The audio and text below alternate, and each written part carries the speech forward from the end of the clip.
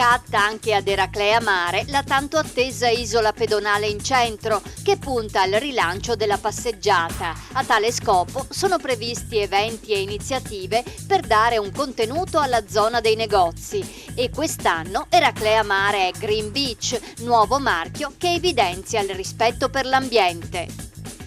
Arriva Mira al nido in famiglia per bimbi fino ai 3 anni. Persone professionalmente preparate accudiscono ed educano più bambini nella propria abitazione, assicurando loro giochi, pasti e riposo. 6 il numero massimo di bambini accuditi contemporaneamente da ciascun collaboratore.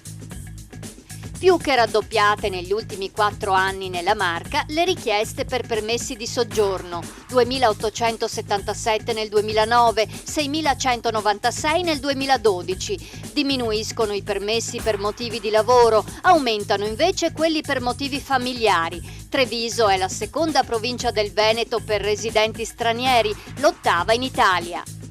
Torna a Mogliano a piede libero la rassegna di danza curata dalla coreografa Laura Boato. Dal 24 al 30 giugno la danza irromperà in spazi non convenzionali come le poste, il distretto sanitario, il supermercato o la stazione.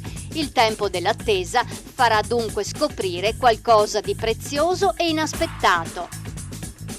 20 negozi chiusi in pochi mesi, commercio in ginocchio a Campo San Piero, dove la moria ha colpito ultimamente anche storiche botteghe e negozi centralissimi. Per contrastare il fenomeno, il Comune ha già preso alcune iniziative, ad esempio non far pagare a bar e gelaterie l'utilizzo degli spazi pubblici esterni. Operazione trasparenza dei Vigili di Padova. Fino a sabato 22 giugno i telelaser saranno in via Dürer, via San Marco, via Vigonovese, via Messico, via Salboro, via Goito, via Armistizio e via Po. I servizi avverranno in giorni e orari diversificati, segnalati dal cartello Controllo elettronico della velocità.